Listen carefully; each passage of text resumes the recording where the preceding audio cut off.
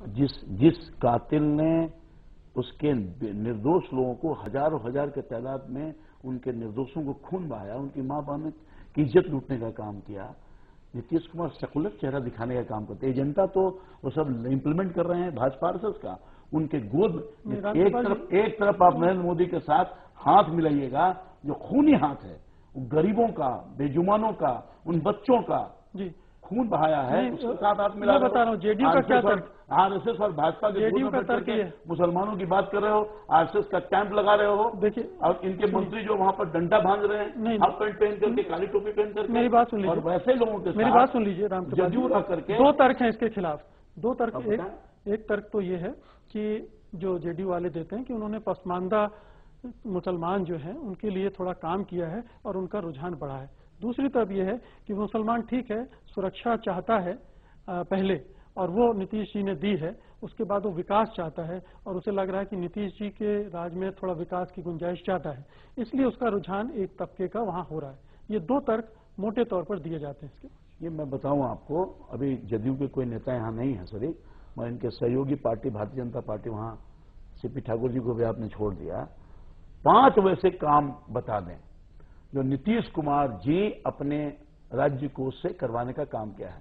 काम हमारा, नाम तुम्हारा, केंद्र सरकार का पैसा, और बोर्ड अपना लगा दिया तो काम कर दिया, वो भी ईमानदारी के साथ काम नहीं किया है। आप सर्वे करिए और आप आकलन करिए कि जो विभिन्न योजनाओं में पैसा माइनॉरिटीज के डेवलपमेंट के लिए केंद्र की सरकार ने देने का काम किया, यूपी 1 गवर्नमेंट के समय से पैसा अधिक से अधिक आ रहा है, जो जब हम लोग की पार्टी समर्थन में थी सरकार का, और लगातार आया, उस पैसे का कितना इन्होंने खर्च किया और ये अपने राज्य को से क्या क्या काम किया है। यशवंत जी, हम आपसे राय जानना चाहेंगे, ये जो मुस्लिम मतदाताओं का 2 वोट बैंक जो है बहुत क्रूशियल है, जिनकी बात हम बार बार कर रहे हैं, एक तो मुस्लिम और दूसरा सवर्ण। मुसलमानों के बारे में ये जो रुझान इस सर्वे से देख रहे हैं, उसको थोड़ा और एक्सप्लेन कीजिए। अगर आप इलेक्टोरल हिस्ट्री पे जाएं, जो 20-25 साल से जो ऑब्जर्व करने लायक है, खासतौर पे मॉडर्न इलेक्शंस में, मुस्लिम मतदाताओं का बीजेपी के खिलाफ टैक्टिकल वोटिंग का एक अपना अलग पहलू रहता है। इसलिए कांग्रेस कितना भी अच्छा करे, किसी पर्टिकुलर सीट पर अगर मुस्लिम मतदाताओं को यह लगा कि बीजेपी के कैंडिडेट के खिलाफ कांग्रेस का कैंडिडेट जीतने वाला नहीं है, तो कांग्रेस के कैंडिडेट को मुस्लिम मत नहीं पड़ेंगे। मतलब कहने का तात्पर्य यह है कि कांग्रेस के लिए बीजेपी को हराना दिख रहा है, वो दिख इसलिए रहा है क्योंकि उन जगहों पे जहां पे कांग्रेस का कैंडिडेट आरजेडी पे भारी पड़ेगा, वहां मुस्लिम मतदाता आरजेडी को टाटा बाय बाय करके कांग्रेस को पड़ जाएंगे बीजेपी को हराने के लिए। अटकान कहां पे होगी मुकेश जी? अटकान वहां पर होगी जहां पर बीजेपी का नहीं, जेडीयू का कैंडिडेट होगा। जेडीयू का कैंडिडेट में भी इस बार शायद हो सकता है कि नीतीश कुमार खासी तादाद में मुस्लिम उम्मीदवार भी टिकट दें, इस बात की संभावना हो सकती है। वहां पर मुकाबला रोचक होगा।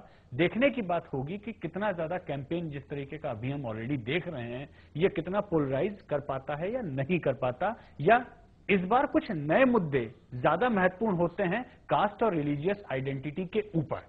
इस लिहाज से यह चुनाव बड़ा मील का पत्थर साबित होगा। अगर ट्रेंड्स कुछ उलट पुलट कॉन्स्टिट्यूंसी लेवल पे होते हैं तो हो सकता है कि उससे एक नई इबारत लिखी जाए जिसमें मुद्दों के लिहाज से, मुद्दों की राजनीति के ऊपर, कास्ट और रिलीजन की आइडेंटिटी के ऊपर मुद्दे चढ़ पाते हैं या नहीं चढ़ पाते, दोनों ही तरीकों से ये चुनाव बहुत ज्यादा शोध का विषय होने वाला है। जी मणिकांत जी, ये सवर्ण वोटों के बारे में मैं आपसे जानना चाहूंगा। सवर्ण मतदाता का जो रुझान दिख रहा है, वो बीजेपी से तो खिसक रहे हैं, कांग्रेस की तरफ भी जा रहे हैं, और थोड़ी सी हैरत होती है कि आरजेडी की तरफ भी जा रहे हैं। ये क्या फिनोमिना है? दुविधा की स्थिति है, और ये दुविधा हो सकता है कि बहुत जल्दी खत्म भी हो जाए, या ये निर्भर करता है कि अब राजनीतिक दल किस तरह से उसको लेते हैं। लेकिन यहाँ में क्या बटाईदारी वाला इश्यू अभी भी उसके दिमाग को इतना मथ रहा है? कुछ हद तक है, लेकिन वो धीरे धीरे मुझे लग रहा है कि वो मलिन भी हो रहा है, उसमें बहुत उस तरह से दम दिख नहीं रहा है। चुनाव आते आते जाहिर तौर पर वो कुछ जातीय समीकरण की बातें होती हैं, और सबसे बड़ी बात तो ये हो रही है कि अब जो ये गठबंधन, जिस तरह से उम्मीदवारों का चयन हो रहा है, जो चयन होगा, जितना बढ़ा है लोगों में कि हम उम्मीदवार बने, इससे जो समस्याएं पैदा हो रही हैं सभी दलों के साथ, ये भी एक बड़ी समस्या बनने वाली है इस चुनाव में। जी कैंडिडेट का सिलेक्शन कितना महत्वपूर्ण हो जाता है? आपने अध्ययन किया होगा, बहुत सारी जगहों पर बड़े पैमाने पर कैंडिडेट्स बदल के चुनाव जीतने की जुगत भी राजनीतिक दलों ने की है। कितना महत्वपूर्ण आज की तारीख में अगर हम ये तस्वीर देख रहे हैं, कैंडिडेट के सिलेक्शन से कितनी बदल सकती है? देखिए, कैंडिडेट जो सिटिंग है, मतलब जो सिटिंग एमएलएज है, उनको बदलने से जो इम्पैक्ट रहता है वो इम्पैक्ट फिलहाल इस चुनाव में मुझे लगता है कि वो उतना नहीं होगा, क्योंकि डिलिमिटेशन के कारण कॉन्स्टिट्यूंसीज का स्वरूप बदल रहा है और नए इलेक्ट्रेट आ रहे हैं, तो पुराने सिटिंग एमएलए के अगेंस्ट इनकम्बेंसी का लेवल उतना होगा कि नहीं होगा, ये देखने की बात है। इतना जरूर है, जब टिकट कटते हैं तो सामान्यतः पहले कोई ना कोई पार्टी ऐसी होती थी जो जिसको टिकट नहीं मिला उसको टिकट देने के लिए तैयार रहती थी। मसलन 2005 में पासवान जी अकेले लड़े तो वो इंतजारी इस बात का करते थे टिकट किसको नहीं मिला उसको हम टिकट देंगे। इस बार कांग्रेस उस भूमिका में होने वाली है। कांग्रेस 243 अगर लड़ाएगी तो स्वाभाविक सी बात है जिस पार्टी से जो भी कद्दावर नेता काटा जाएगा उसके लिए कांग्रेस खुले हाथ से उनके लिए टिकट देने के लिए तैयार रहेगी और कांग्रेस अपस्विंग पर है, इसलिए और भी ज्यादा इंटरेस्टिंग फाइट होने वाली है। लेकिन एक बात तय है कि इस चुनाव में से सवर्ण मतदाताओं के लिए ठाकुर साहब ने कहा कि एक ऊहापोह की स्थिति है। ऊहापोह की स्थिति तभी तक होती है जब तक आइडेंटिटी क्राइसिस नहीं होती। जैसे ही आप बहुत पोलराइज्ड माहौल में, कैंपेन के माहौल में घुसते हैं तो कई बार मन मार के भी लोग अपनी आइडेंटिटी क्राइसिस को पकड़ने के लिए किसी एक तरफ वोट देना शुरू कर देते हैं। इसलिए बिहार के चुनाव में दरअसल जब तक एक एक सीट के ऊपर मुकेश जी कैंडिडेट डिक्लेयर नहीं हो जाते, ये कहानी, ये फिल्म अभी खत्म नहीं होगी। ये काउंटिंग वाले दिन अंतिम सीट की काउंटिंग के अंतिम रिजल्ट तक आने तक चलती रहेगी। तो आज का सर्वे हमारा एक ट्रेलर भर है, इसे आप फिल्म ना समझ लें और बस इसे एक इशारा समझें कि आने वाली फिल्म कैसी हो सकती है, उसके कलाकार कैसे हैं, उनको कितना अभिनय आता है और किस तरह का मनोरंजन उस फिल्म में हो सकता है, किस तरह का संदेश उस फिल्म में हो सकता है।